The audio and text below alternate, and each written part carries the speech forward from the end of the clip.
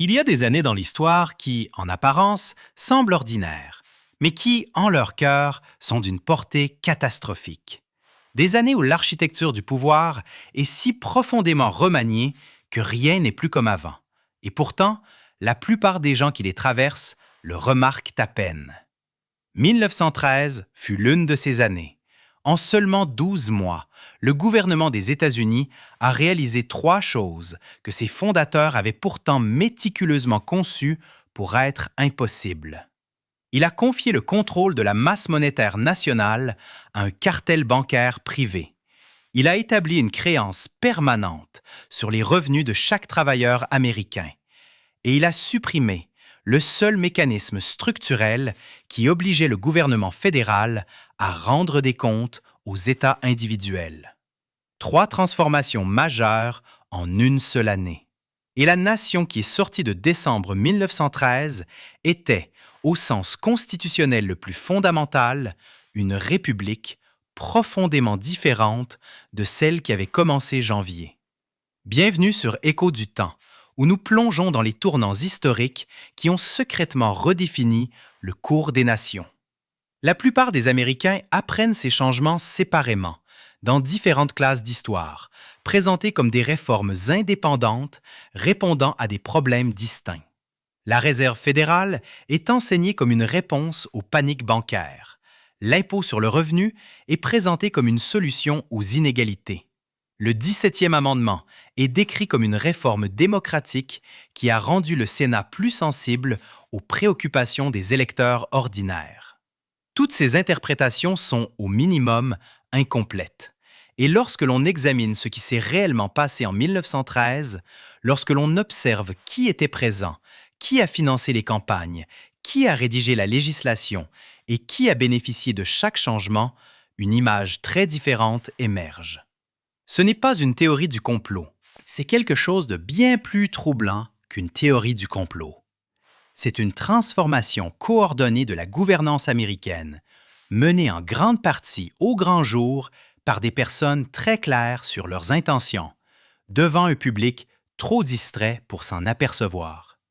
Préparez-vous à découvrir comment ces réformes, présentées comme des solutions isolées, ont en réalité tissé une toile complexe de pouvoir centralisé, dont les répercussions se font sentir encore aujourd'hui. Ceci est l'histoire de cette année-là, et elle commence, comme la plupart des histoires de pouvoir en Amérique, non pas à Washington, mais sur une île privée au large des côtes de la Géorgie. L'île de Jekyll se situe à environ 16 km au large de Brunswick, en Géorgie. En 1910, elle appartenait à un club privé dont les membres comprenaient certains des hommes les plus riches d'Amérique. Des noms comme Morgan, Vanderbilt, Pulitzer et Astor, le genre d'hommes qui ne prenaient pas leurs vacances près d'autres personnes. En novembre de cette année-là, un groupe d'hommes s'y est réuni dans des conditions de secret extraordinaires. Ils ont voyagé séparément. Ils n'ont utilisé que leur prénom. Ils n'ont dit à personne où ils allaient. À leur arrivée, ils ont passé 9 jours à travailler sur un document qui deviendrait, avec des modifications, la loi sur la Réserve fédérale de 1913. Parmi les hommes présents à Jekyll Island figurait le sénateur Nelson Aldrich de Rhode Island, qui présidait la commission sénatoriale des finances et dont la fille avait épousé John D. Rockefeller Jr. Il y avait Frank Vanderlip, le président de la National City Bank, la plus grande banque du pays à l'époque. Il y avait Henry Davison, un associé principal chez J.P. Morgan et compagnie. Il y avait Benjamin Strong, qui deviendrait plus tard le premier président de la Réserve fédérale de New York. Il y avait Paul Warburg, un associé de la banque d'investissement Kuhn, Loeb et compagnie, qui avait émigré d'Allemagne, où sa famille dirigeait l'une des banques privées les plus puissantes d'Europe. Et il y avait A. Piatt, Andrew, le secrétaire adjoint du Trésor. Ce n'étaient pas des réformateurs désintéressés, ils étaient les représentants des intérêts bancaires qui bénéficieraient directement de l'institution qu'ils concevaient.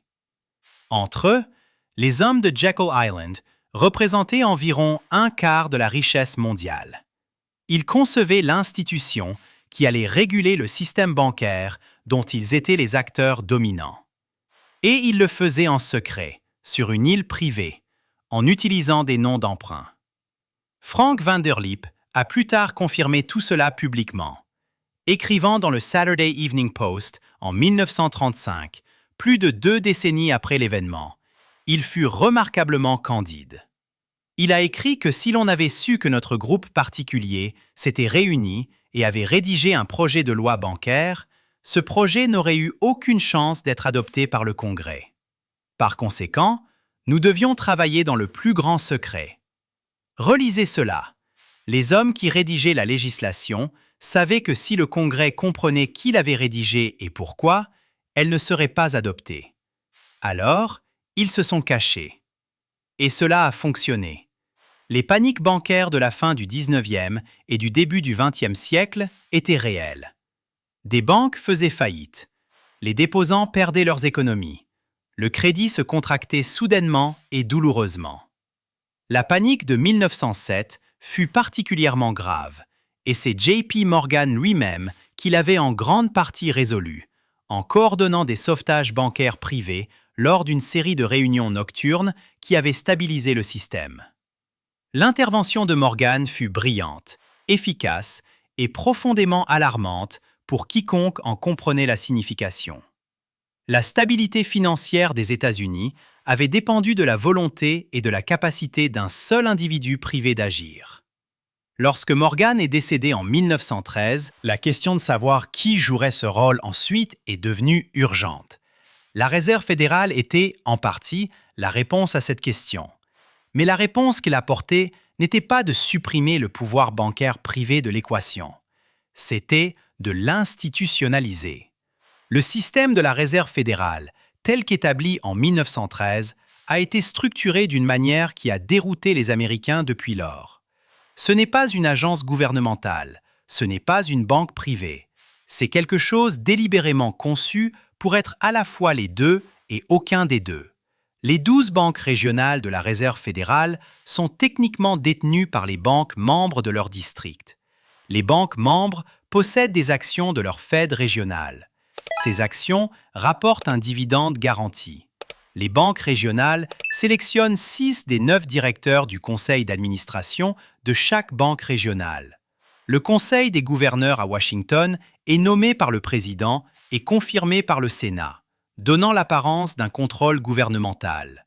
Mais les décisions opérationnelles critiques, en particulier les décisions concernant les taux d'intérêt, sont prises par le Comité fédéral de l'Open Market, qui comprend les présidents des banques régionales qui ne sont pas des employés du gouvernement et qui sont sélectionnés par un processus dominé par les banques membres. Le résultat est une institution qui peut déployer toute la puissance coercitive du gouvernement fédéral, y compris l'autorité de créer de la monnaie, mais qui est isolée de la responsabilité démocratique d'une manière qu'aucune autre institution gouvernementale n'approche. Lorsque la Réserve fédérale crée ou détruit de la monnaie, augmente ou diminue les taux d'intérêt et décide quelles banques sauver et lesquelles laisser échouer, elle le fait sans vote du Congrès, sans approbation présidentielle et sans aucun audit significatif de ces opérations. Les délibérations internes de la Fed ont été gardées secrètes pendant des décennies. Ce n'est qu'en 1994 que la Fed a commencé à publier les transcriptions de ces réunions, et même alors, avec un délai de 5 ans. Paul Warburg, l'un des rédacteurs de Jekyll Island, a été nommé au conseil d'administration original de la Réserve fédérale. Son frère Max dirigeait la Banque centrale allemande. La famille Warburg occupait simultanément des positions d'influence dans les systèmes de banques centrales de plusieurs pays. Ce n'est pas une conspiration, c'est simplement ainsi que fonctionnait le pouvoir financier au début du 20e siècle. La loi sur la Réserve fédérale a été signée par le président Woodrow Wilson le 23 décembre 1913. 2 jours avant Noël, le Congrès s'était en grande partie vidé pour les vacances. Le vote au Sénat est intervenu après une manœuvre procédurale qui a mis fin au débat. De nombreux membres qui auraient voté contre étaient déjà partis. Mais pour comprendre pleinement pourquoi 1913 fut l'année charnière qu'elle fut, on ne peut pas considérer la Réserve fédérale isolément. il faut examiner ce qui se passait simultanément. Et il faut comprendre que l'impôt sur le revenu et la transformation du Sénat n'étaient pas des réformes distinctes. C'étaient des éléments porteurs de la même structure. Le 16e amendement, qui a autorisé l'impôt fédéral sur le revenu, a été ratifié le 3 février 1913. Cela nécessite un contexte historique qui n'est presque jamais fourni dans les récits standards de cette histoire. Pendant la majeure partie de l'histoire américaine, le gouvernement fédéral était financé principalement par des tarifs douaniers, des droits de douane perçus au point d'entrée sur les marchandises importées. Ce système avait de profondes conséquences politiques. Cela signifiait que les revenus du gouvernement fédéral étaient directement liés au volume du commerce international. Cela signifiait que les principaux contribuables finançant le gouvernement fédéral n'étaient pas les travailleurs américains, mais les fabricants étrangers et les entreprises importatrices qui traitaient leurs marchandises. Cela signifiait que le gouvernement fédéral avait une incitation intrinsèque à maintenir le flux commercial, car le commerce était la sève de ses propres finances. Le système tarifaire distribuait également le pouvoir politique d'une manière particulière. Les intérêts industriels du Nord-Est favorisaient généralement des tarifs élevés, car ils protégeaient les fabricants nationaux de la concurrence étrangère. Les intérêts agricoles du Sud et de l'Ouest s'y opposaient généralement, car les tarifs augmentaient le coût des produits manufacturés que les agriculteurs devaient acheter. Le débat sur les tarifs fut l'un des conflits politiques déterminants du XIXe siècle, exposant les intérêts financiers du gouvernement fédéral à l'économie politique du commerce ordinaire. L'impôt sur le revenu a tout changé. Un gouvernement fédéral financé par les impôts sur le revenu entretient une relation fondamentalement différente avec les citoyens qu'un gouvernement financé par les tarifs. Le gouvernement financé par les tarifs avait besoin d'un commerce sain. Le gouvernement financé par l'impôt sur le revenu avait besoin de revenus sains, ce qui signifiait qu'il avait besoin d'une économie saine. Mais cela signifiait aussi quelque chose de plus structurel. Cela signifiait que la base de revenus du gouvernement était désormais les salaires et les profits des citoyens et des entreprises américains. Les intérêts fiscaux du gouvernement étaient désormais directement liés à la productivité de la main-d'œuvre américaine d'une manière inédite. Cela semble neutre, voire bénin. Mais considérez ce que cela signifiait pour la Réserve fédérale, créée la même année. Une banque centrale qui contrôle les taux d'intérêt et la masse monétaire opère désormais dans un pays où les revenus du gouvernement dépendent de l'activité économique mesurée en dollars. Les décisions de la Réserve fédérale concernant la masse monétaire et les taux d'intérêt affectent directement les recettes fiscales du gouvernement. Les décisions de dépenses du gouvernement affectent directement les conditions économiques dans lesquelles la Fed opère. Les deux institutions sont désormais fiscalement interdépendantes d'une manière sans précédent dans l'histoire américaine. Et l'impôt sur le revenu, qui fut initialement vendu au public américain, ne ressemblait en rien à ce qu'il est devenu. Lorsque le 16e amendement fut ratifié, ses partisans insistèrent sur le fait qu'il ne s'appliquerait qu'aux très riches. Les taux initiaux le confirmèrent. Le premier impôt sur le revenu, en vertu du nouvel amendement, imposait un taux de 1% sur les revenus supérieurs à 3 000 $, avec une surtaxe maximale de 6% sur les revenus supérieurs à 500 000 $. En 1913, 3 000 $ équivalaient approximativement à ce qu'un professionnel qualifié pouvait gagner en un an. Les ouvriers d'usine, les agriculteurs, les commerçants, la majeure partie de la population active ne payaient rien. En 5 ans, à la fin de la Première Guerre mondiale, le taux marginal supérieur avait atteint 77%. En une génération, l'impôt sur le revenu s'était étendu pour couvrir la grande majorité des travailleurs américains. Les assurances données lors de la ratification, selon lesquelles il s'agirait d'un impôt sur les riches et rien de plus, s'étaient évaporées. L'infrastructure était en place, et une infrastructure, une fois en place, est utilisée. C'est peut-être la leçon la plus importante de l'année 1913 dans son ensemble. Les changements de cette année-là n'étaient pas seulement des changements de politique, c'étaient des changements infrastructurels.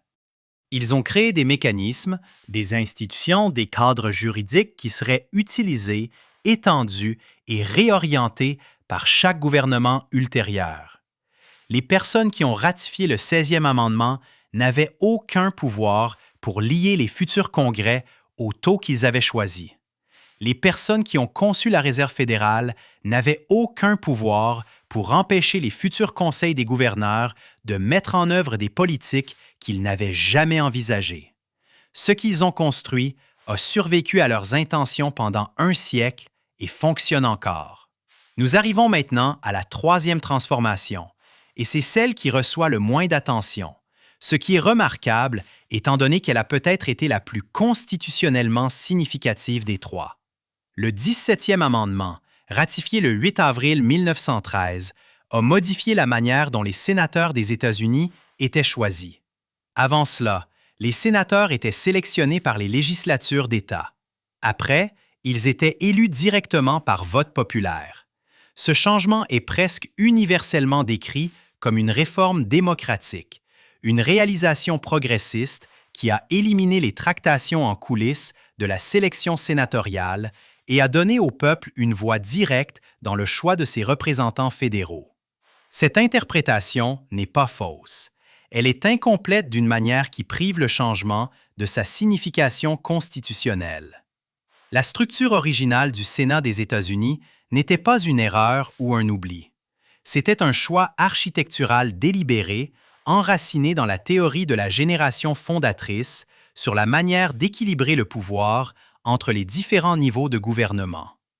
La Chambre des représentants était conçue pour être la voix du peuple, élue directement avec des mandats courts et répartis par population.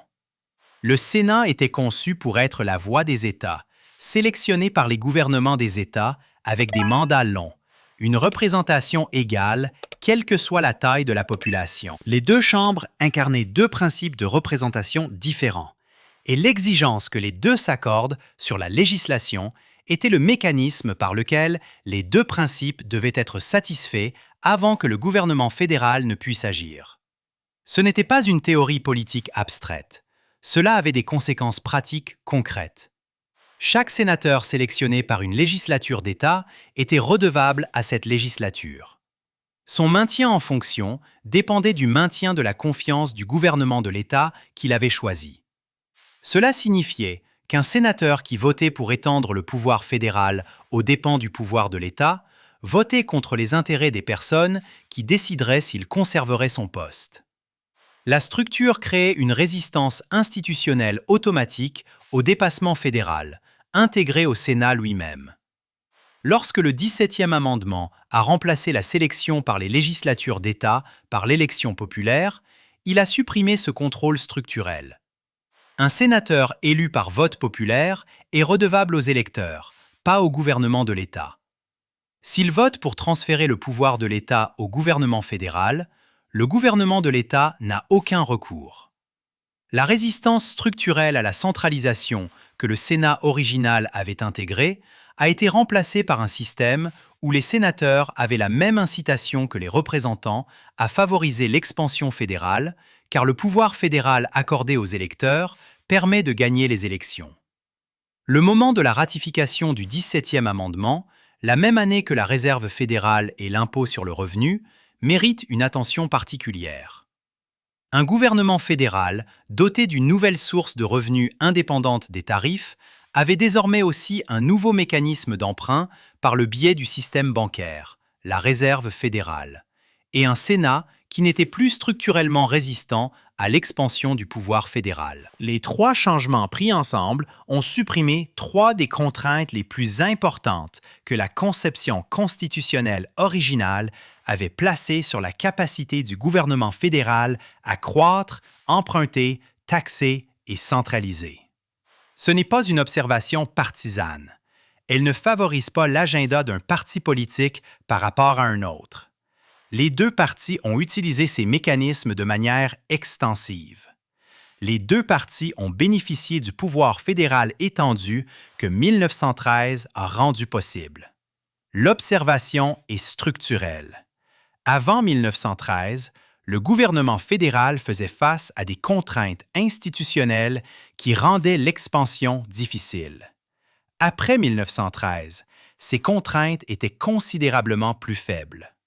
Le siècle de croissance fédérale qui a suivi découle logiquement du paysage institutionnel modifié. Qui voulait ces changements? C'est là que l'histoire devient véritablement compliquée et fascinante. Le mouvement progressiste du début du 20e siècle n'était pas un monolithe. Il contenait de véritables réformateurs qui croyaient que le capitalisme industriel avait concentré le pouvoir entre les mains d'une petite élite et que le gouvernement devait être renforcé pour contrecarrer cette concentration. Il contenait des populistes en colère contre le pouvoir des chemins de fer, des banques et des trusts. Et il contenait, en plus petit nombre, mais avec des ressources disproportionnées, des membres de l'élite financière elle-même, qui comprenaient qu'un gouvernement fédéral plus fort n'était pas une menace pour leurs intérêts, mais un outil pour les consolider. L'idée que les membres les plus sophistiqués de l'establishment financier avaient atteinte était la suivante. Un gouvernement fédéral suffisamment puissant pour réguler l'économie était aussi un gouvernement qui pouvait être capturé. Un système décentralisé de gouvernements d'État, de petites banques et de centres économiques régionaux était plus difficile à contrôler parce que les points d'influence étaient trop dispersés. La centralisation était bonne pour ceux qui avaient suffisamment de ressources pour influencer le centre. Cette analyse n'était pas cachée. Elle était discutée ouvertement dans les journaux et la correspondance de l'époque. Les hommes qui sont allés à Jekyll Island ne s'inquiétaient pas d'un gouvernement fédéral puissant. Ils s'inquiétaient d'un gouvernement fédéral puissant qui ne contrôlait pas. La réserve fédérale qu'ils ont conçue a élégamment répondu à cette préoccupation en créant une institution dotée d'une autorité gouvernementale qui était structurellement isolée de la responsabilité démocratique et dominée par les intérêts bancaires eux-mêmes. Woodrow Wilson, qui a promulgué ces trois changements, n'était pas naïf quant à ce qu'il faisait.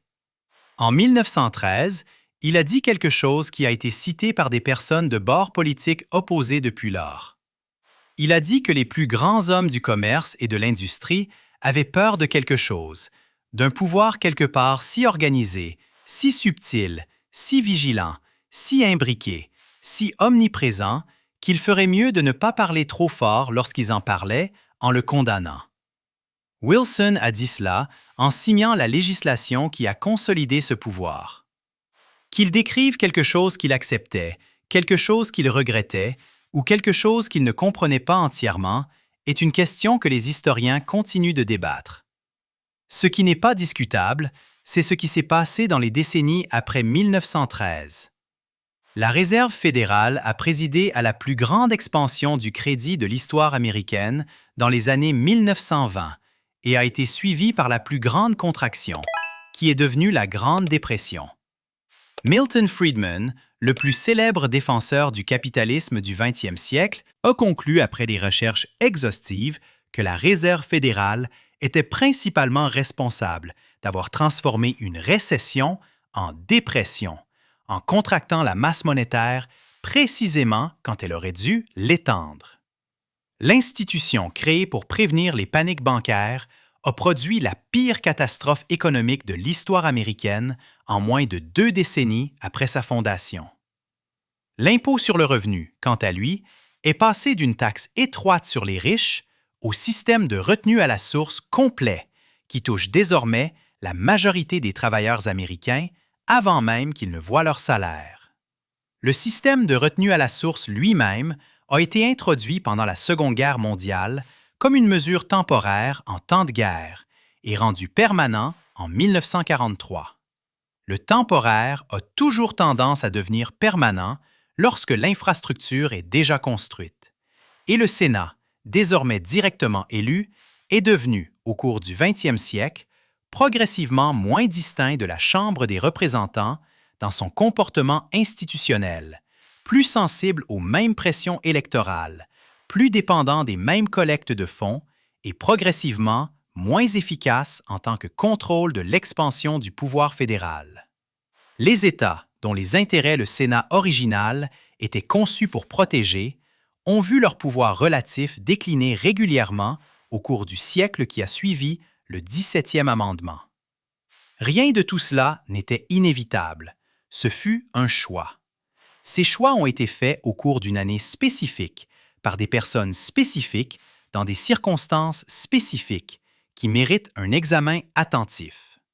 Comprendre ces circonstances exige seulement de reconnaître que les personnes puissantes agissent dans leurs propres intérêts, que les institutions conçues par les puissants ont tendance à servir les puissants, et que la présentation de tout changement politique majeur par ceux qui en bénéficient doit être examinée avec un certain scepticisme. L'histoire de 1913 est finalement l'histoire de la façon dont le changement se produit dans les sociétés démocratiques. Cela ne se produit pas par la violence, généralement. Cela se produit par la construction patiente de l'infrastructure légale et institutionnelle au sein de laquelle toutes les décisions ultérieures seront prises. Les personnes qui ont compris cela en 1913 y ont été extraordinairement efficaces. Celles qui ne l'ont pas compris en ont, et beaucoup de leurs descendants en ont encore, subi les conséquences. Imaginez que nous sommes en décembre 1913. La loi sur la réserve fédérale vient d'être signée. L'amendement sur l'impôt sur le revenu a été ratifié 10 mois auparavant. Le Sénat est élu au suffrage populaire depuis avril. À Washington, ceux qui ont piloté ces changements sont discrètement satisfaits. Pas triomphants. Le triomphe est ostentatoire et invite à l'opposition. Simplement satisfaits. L'architecture est en place. Le reste, ils le comprennent, n'est qu'une question de temps et de patience. Dans les journaux, la conversation est déjà passée à autre chose. Il y a des troubles en Europe. L'Empire austro-hongrois est sous tension. L'Allemagne se réarme. L'Empire ottoman s'effondre. Le monde est au bord d'une guerre qui changera tout.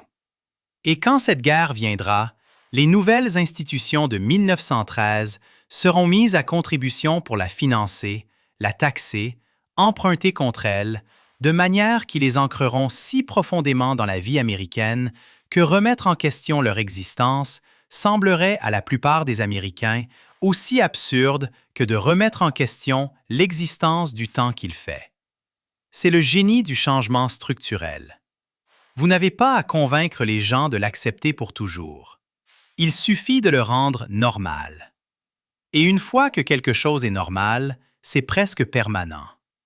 L'année fut 1913. 3 amendements, une nouvelle institution et l'architecture constitutionnelle d'une république discrètement et irrévocablement réorganisée. La question de savoir si ce qui a été construit cette année-là vous sert ou sert d'autres est une question qui mérite d'être posée. Le fait que si peu d'Américains pensent à la poser est peut-être l'héritage le plus intéressant de tous.